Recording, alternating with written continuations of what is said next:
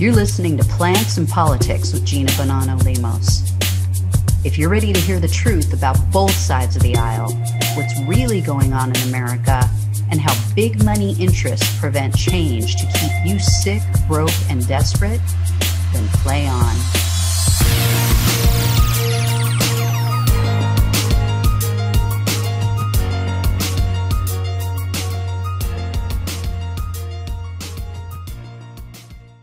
Hey everyone, welcome to Plants and Politics. This is Gina.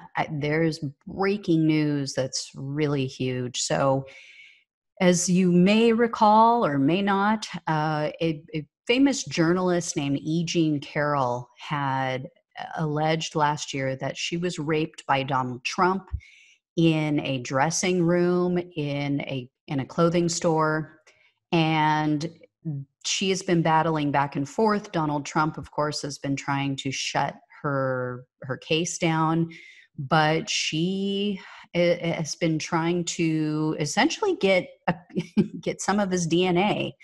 And Donald Trump, of course, has tried to use the argument that he's a sitting president, so he can't possibly be sued or investigated. Well, that argument fell apart after a recent ruling in which the Supreme Court essentially kicked his other case with the New York AG back to the lower courts. And the Supreme Court ruled that, yes, in fact, even as a sitting president, he can be investigated. Well, that ruling was used, and a Manhattan judge named Verna Saunders just cited that U.S. Supreme Court case and ruling and said that the same principle applies to Jean Carroll's lawsuit, which is a defamation lawsuit, to prove that she was in fact sexually assaulted by him. So, yeah, this looks like it's going to move forward. The judge has said it's going to move forward. What Jean Carroll is alleging is that he raped her in the dressing room and finished. We all know what that means. And that after that time, she put that dress in her closet and never touched it again. So she allegedly still has the dress that she wore when he assaulted her, and it has his DNA on it. If she can get a DNA sample, it will prove at least that they had some sort of sexual encounter. And this isn't the first time that Donald Trump has been accused of rape. He was accused by his first wife, Ivana Trump, and she alleged that he got violent with her and raped her. She only dropped that allegation and recanted it after he agreed to a settlement. So I think it's pretty obvious why she recanted. I think it's, pretty clear that he paid her off to take it back, basically. And he has, of course, been accused of rape by a woman who alleges that he raped her as a 13-year-old child multiple times in Jeffrey Epstein's mansion in New York, and that he beat her and tied her to a bed, and threatened the life of her family. Those are her allegations. There was a lawsuit that was brought against him as well in 2016 for that.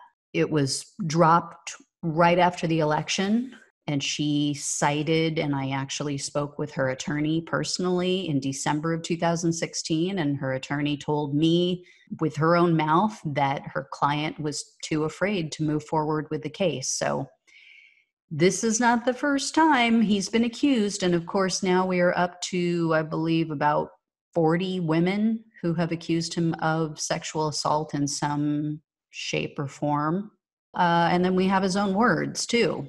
He said to Billy Bush on that bus that when you're a star, you get to do it. Grab them by the genitals. So clearly, there's something there. Where there's smoke, there's fire. So this is good news. Hopefully, this will go to trial before the election.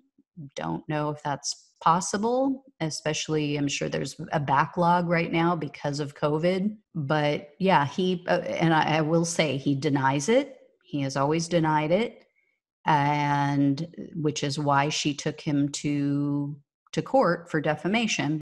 So we'll see where this ends up. But yeah, he's of course denied everything. I mean, the man lies like other people breathe. It comes naturally and it's nonstop. It's unbelievable. I mean, I don't know how many lies he has to tell for people to finally realize he's a liar.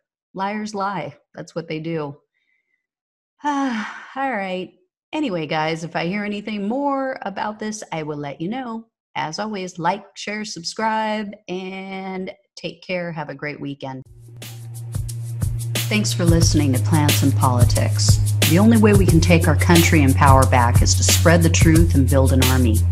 So remember to like, follow, subscribe, and share on Facebook, YouTube, and wherever you listen to your podcasts. Thanks again.